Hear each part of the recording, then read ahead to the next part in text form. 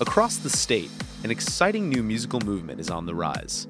It is loud, it is bright, and it has caught the eyes and ears of local DJs, producers, club goers, and club promoters. It's different. It's not all about lyrics and it's not all about the message. I mean, sometimes it's just about the beat, having a good time, and I think that's what our generation represents in the first place. Over the last year and a half, EDM, short for electronic dance music, has exploded in popularity all over the world, with legions of devoted fans right here in New England. In this short amount of time, it has transcended its status as an underground movement into a full-fledged mainstream phenomenon. When you go to clubs and everywhere else, you start hearing it more, and now it's more mainstream than it ever was. And it's just because the music is so good. EDM is comprised of several different styles and genres of electronic music. While many variations of EDM abound, house and dubstep are arguably the most widely recognized. Dubstep. Dubstep. Hell yeah, No doubt. no doubt.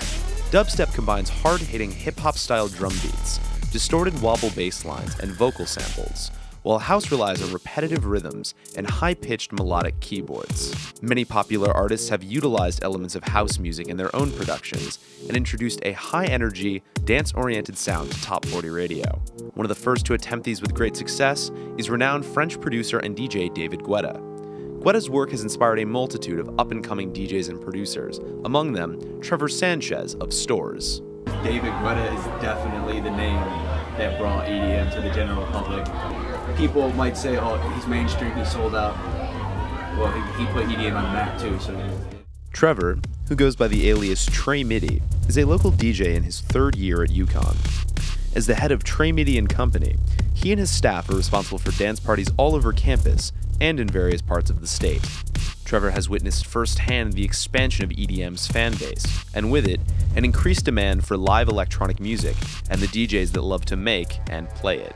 If I got new music from the past 2 weeks, the past month, like, I'm gonna play what's new. Once again, dude, everyone likes to hear something you've never heard before. And honestly, dude, I just go with the party, man. If no one's dancing, well, you gotta get them dancing. Trevor is always looking for fresh and innovative sounds. A wide array of production tools are now on the market that make it easier than ever before for anyone to create their own music. EDM is unique from any movement that came before it, as it has developed and spread primarily on the internet. Young producers have taken to blogs and MP3 sharing websites such as SoundCloud, Hype Machine, Facebook, and YouTube to showcase their work and gain exposure.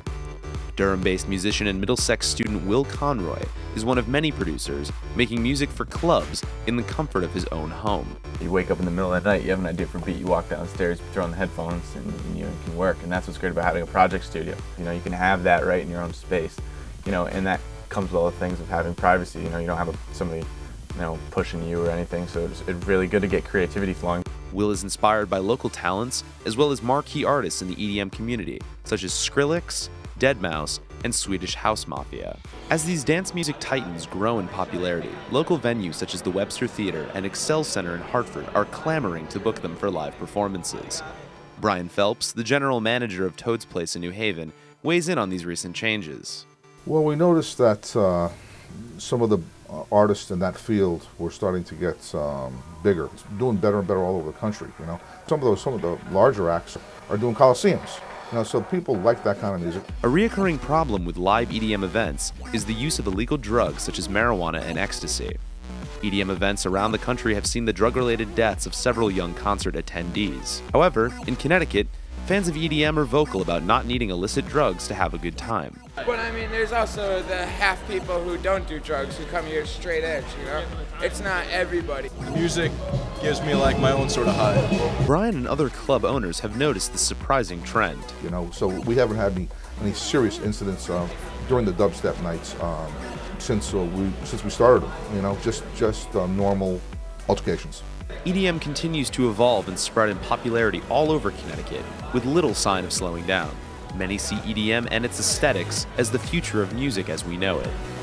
New is better. I mean, that's what kids like, new. I personally have seen this thing in action, and you know, I can see it lasting for a good amount of time. It appears that EDM's party won't be ending anytime soon.